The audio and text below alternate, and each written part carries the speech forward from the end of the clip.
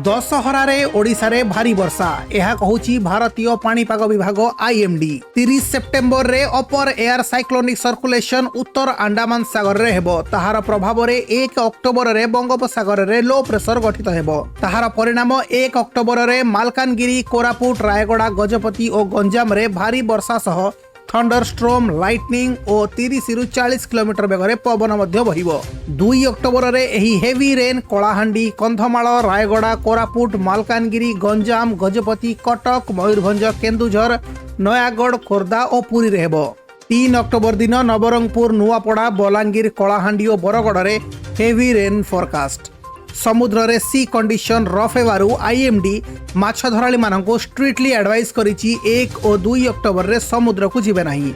तेणु एही वर्ष दशहरा ओडिशा रे वेट फेस्टिवल हेबार संभावना। वर्तमान पई एतिकी न्यूज। जदि खबरटी भल लागिला गोटे लाइक कर दियंतु। ए जिनिस को नै आपनकर मत कोन कमेंट करि जणांतु। ए भली लेटेस्ट न्यूज पई खबर तुम पई को सब्सक्राइब करंतु।